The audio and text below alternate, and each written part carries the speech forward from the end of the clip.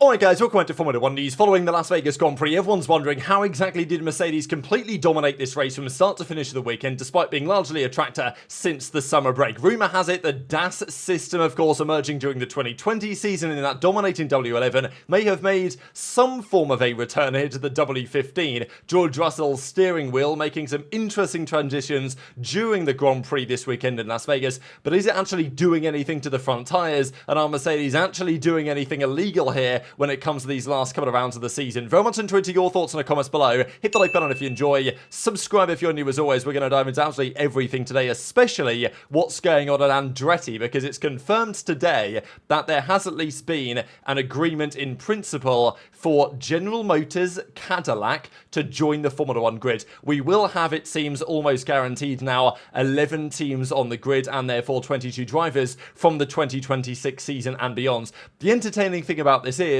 they clearly hate Andretti.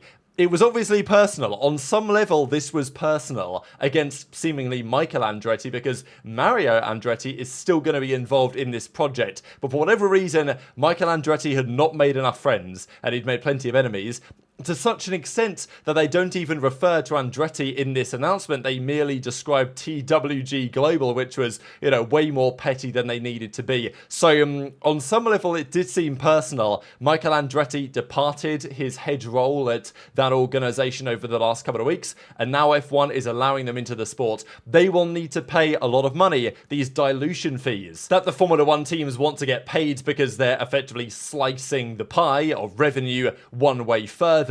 But it does make sense, and it also means that Formula 1 can get the, basically the SEC off their back in the US, because there was lots of talk about anti-competition and people saying, well, are F1 being effectively monopolizing the situation with these franchises by not allowing a team in, which the governing body has given the green light to. So they get that off their back, and apparently it's Ferrari, potentially, who will be buying the engines, or they will be buying the engines from, maybe the gearbox and rear suspension as well. We'll see what they do. But yeah, Mario Andretti is still involved in this program, but it's not going to carry the Andretti name, which is a bit of a shame. But I think generally for Formula 1 fans, it's still an American General Motors Cadillac team. I think generally it's being described right now as Cadillac F1 team, effectively, as terms of what they might do with it come 2026 and beyond. But yeah, in another year or so, we are going to have another team on the grid. It seems almost guaranteed now. And it was interesting, right? Because General Motors were working as if they had a spot guaranteed. They've been hiring everyone over the last few months. They've been working already on their car for 2026, which no other team can do, because the current teams are limited to starting on next year's car from January the 1st, 2025. GM have a head start in that regard, but also they do have an awful lot of catching up to do over the last few years where the teams have developed in this current Grand Effect era. But yeah, F1 almost implied that they're pretty impressed in what Cadillac have achieved with their operational milestones. There's questions on who should supply them. They will come in as a full works team at some point, but over the next couple of years, they will likely be a customer of, maybe Ferrari, maybe Honda has been thrown around as a potential option as well. But yeah, GM Cadillac are going to have to pay a lot of money, 400 million it seems, in dilution fees to enter F1 to basically pay off the other teams for the slice of the pie that they lose. But yeah, Mario Andretti is still involved. He will serve as a director on the board of the team. I do wonder as well, what if they come into Formula 1 and they select Michael Andretti as their team principal? Is that going to go down very well? I don't know. But yeah, I think it's great stuff for the sport in general. People are very excited about it. Of course, this has been getting lots of traction, and they've already been working for months in Toyota's Cologne-based wind tunnel on a 2026 car. And they have a head start on that because the current teams are restricted, as I say, to work on this for another couple of months. So I think it's about time that we get back to a 22 driver grid. Whether they're competitive or not, I think they will be, maybe in due course. But initially, I think obviously there's going to be lots of work to be done. I just think it's great to see another team on the grid again, because there's obviously interest from all angles to get Formula 1 teams on the grid. And it's been frustrating over the last couple of years that despite the massive growth in the sport and the massive growth in interest to have new Formula 1 teams on the grid, it hasn't happened for various business-related reasons. And of course, there are so many great drivers that are being forced out of Formula 1, it would be nice to have them back on the grid, such as, of course, Valtteri Bottas, who is out this year of Sauber. He will, it seems, be Mercedes reserve driver next year. He actually was asked about, is he going to go to Red Bull? And he said this I thought was interesting. I feel like there are some people at Red Bull who don't really like me for some reason. I don't think Red Bull is an option. That's my feeling. So I don't think it makes sense to Red Bull anyway, unless as a Perez replacement, which is viable, to be fair. But I don't think that's going to be their plan. They want to promote some of their junior drivers, Red Bull, and it's not like Bottas to RB makes any sense. It would be like, putting Perez to the RB, the junior, the sister, the development team, as they're going to try and describe it as from now on forwards. So this makes sense. And I think for Valtteri, if he does go to Mercedes as their reserve driver, that is definitely a compelling role, especially with a team on the grid, right? I think that's the exciting thing for Bottas, for other drivers, is, hey, I can take a year out of the sport. Cadillac are going to need a driver pairing going into 2026. And, this was pretty funny. I feel kind of bad for Mick because he does get clowned like this quite often, but it was kind of funny. Mick Schumacher has agreed to join Cadillac from 2026, but Cadillac did not agree. So, we'll see what they come up with. Of course, there were multiple drivers there in that consideration. Speaking quickly of Max, of course, now your world champion for the 2024 season, Yuki was obviously giving some comments and saying, put me in the car, I'll at least do some damage. And Max did make some interesting statements, I thought, on Lando. We know that these guys are friends. They are, maybe not great friends, maybe never were, maybe not anymore, I don't know.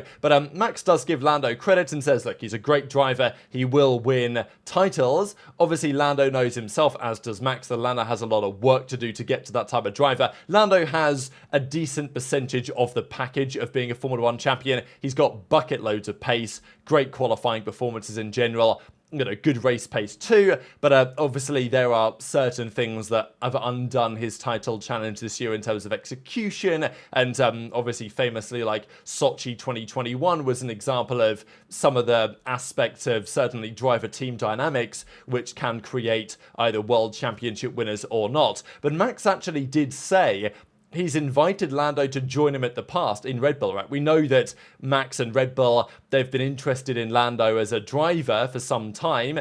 Basically, Red Bull have said it, that they wanted Lando, but he basically said no to stay at McLaren and decided to build his own team, which makes sense. I mean, McLaren are probably going to win the Constructors this year. That's how it looks right now. They have a decent advantage over Ferrari. Not guaranteed at all, but of course, we know that McLaren were very good last year in Qatar, so maybe they can still be competitive there again this year. But Max says, I happily invited him to also be my teammate at the time. If you want to win, you can come here to Red Bull as well, which is interesting because would Max invite someone to be his teammate if Max felt like they would be competitive? That's kind of my question. Max obviously rates Lando to some degree, but I think Max clearly feels like he has the measure of Lando and can beat Lando, because otherwise I wouldn't expect him to say, oh, Lando, do you want to become my teammate at Red Bull? Would be a good pairing, wouldn't we? We'd be winning Constructors' Championships. I don't think Max would be saying that unless he feels like, I can beat this guy whenever I want to beat this guy. And of course, Max is going to feel like that about anyone, but I did think it was a little bit telling that Max would be happy to have Lando as a teammate, whereas I'm not sure Max would be happy to have some other drivers on the grid. For example, if Alonso was to join Red Bull, even though they're friends, I don't think Max would be happy about that, because I think Max would realise, and Jos would realise, and Horner would realise, the potential problems an Alonso-Verstappen pairing may create, and maybe problems that a Lando-Max pairing would not create, which might tell you something about those drivers. But let's talk Mercedes, because how did they manage to go from being nowhere this season to completely crushing everyone at the Las Vegas Grand Prix? Mainly tyres, that was the key reason. Every other team's tyres were graining. Look at these beautiful soft tyres on Lewis Hamilton's car. Probably this is qualifying, to be fair, but not a scratch on them at all. Has to be qualifying, actually, because the soft tyre was not used in the Grand Prix. But look, Mercedes did say it's another night race with consistent temperatures. The circuit features many fast corners. This is Qatar that play to our car's strengths, and only a few high traction corners that are less favourable for us. Of course, last year, famously, Mercedes were very good at Qatar, as were McLaren, relatively speaking. And of course, Max is always going to be in the conversation too. But yeah, the asphalt offers limited grip. The tyre compounds remain unchanged. So last year, let's not forget,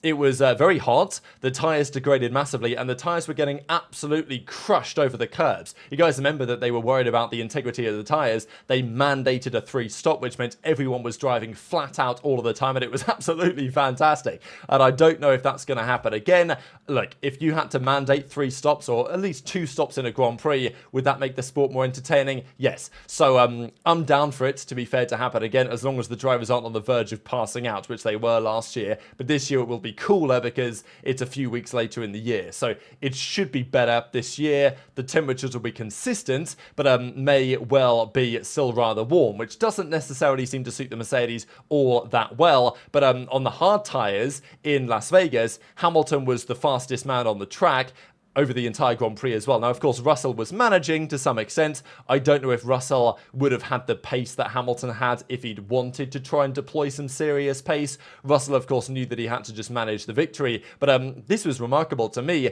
that on the hard tyre, Hamilton was 8/10 a lap faster than the Red Bull and the McLaren. Like, that is tyres in terms of the way the car treats the tyres. But that is remarkable, no? That a Mercedes that's been nowhere in Hamilton's hands and mostly Russell's hands since the summer break, where they were very good, has been, somehow able to deliver a performance like this. So there's been some questions, and spotted here by the community, F1 Diplomat found the following yesterday, and it's been talked about at length overnight by Cameron CC, I think he goes by now. Great guy, go check it out, his channel. He's been talking about this last night in a live stream that he did, and other channels too, such as F1 Unchained. We'll have a look at that here in just a second. But yeah, this has been the uproar in the community really over the last day or so, in a similar way, I would say, to what's happened after, well, it was more obvious with McLaren in Baku, when their rear wing was clearly doing something suspect. But this is when people have spotted in the onboards here with George Russell in qualifying this movement of the wheel in the car, and therefore the front tyres as well. So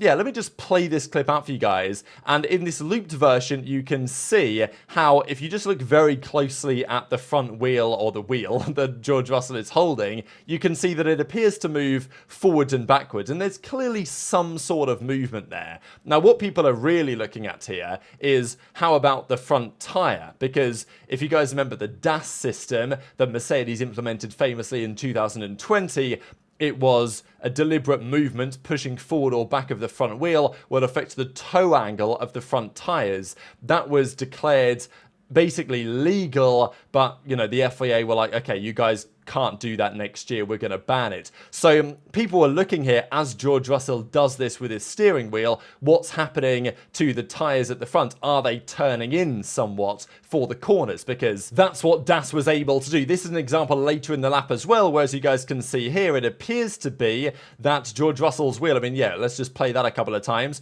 goes from being in this position to he seems to pull it out a little bit, right? Which of course is, against the direction of braking, which is kind of interesting, right? Because as you brake into this corner, all your body weight is going to shift forward. So you'd expect, if anything, the wheel would come back the other way. But it doesn't appear to here. As Russell brakes, obviously he slams on the brakes and, starts to downshift.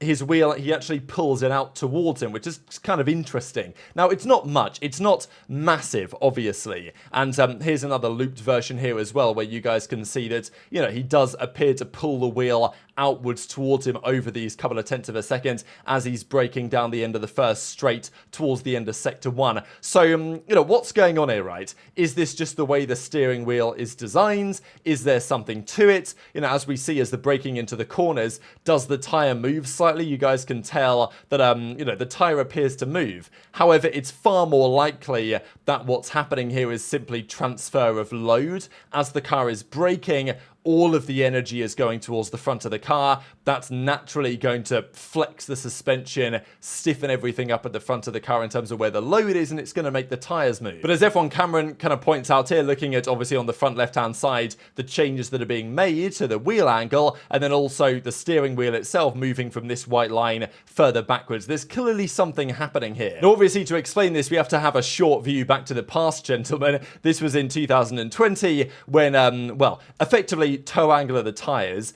What you'd like to happen is in corners, the toe angle is slightly flared out in order to generate greater temperatures and also just to give you more grip through the corners. On a straight, though, you don't really want that. You don't want the tyres to wear out for no reason in a straight line by having them slightly angled outwards. So the DAS system enabled the drivers to basically push the wheel to change the toe angle of the car and of the tyres on the car. So this is effectively an example of what was being done. It was, it wasn't quite to this extreme in terms of how much the wheel would move, but it was relatively extreme, certainly more extreme than we currently see. This was Hamilton in 2020 around Spain, and as you guys can see, he pulls out the wheel by roughly this amount to, of course, change the toe angle of the tyres. And you can actually see that on the front end as well, the fact that the tyres are going from this angle to this angle and, slightly toe out in basically to have it dead straight down the straight at Barcelona. The interesting thing is this hasn't really been spotted on Hamilton's car, apart from this that I saw, which is apparently in Mexico this year,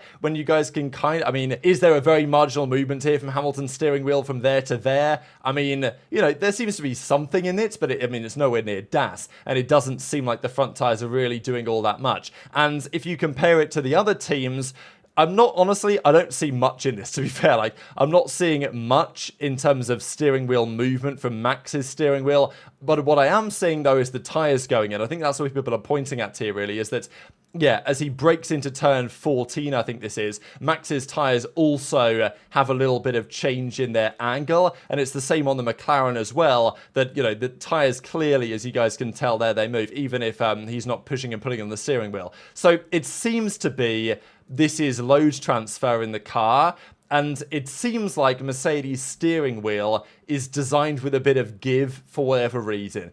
That seems to me to be the more compelling argument, because it doesn't seem like there's any DAS effect going on. All of the cars we've looked at feature the same tyre movement. Maybe this is something else. I think that might be the argument, is that, well, if he is moving the steering wheel, but it's not affecting the tyres, because that's what DAS was, that's no longer allowed, and it's not affecting the tyres because we see what happens with the other cars we just saw that aren't doing this with the steering wheel. But something's happening with the steering wheel, right? Especially pulling it towards you as you brake. Maybe it's just a Russell thing, I don't know. And maybe the steering wheel is designed with a bit of give for some reason. Or maybe there's something else going on that he's activating or tweaking. And I think people also talked about this, I think, way back in Baku, very briefly though, as if it was a problem. But obviously the car wasn't very good there. Now, does this explain Mercedes dominating Vegas?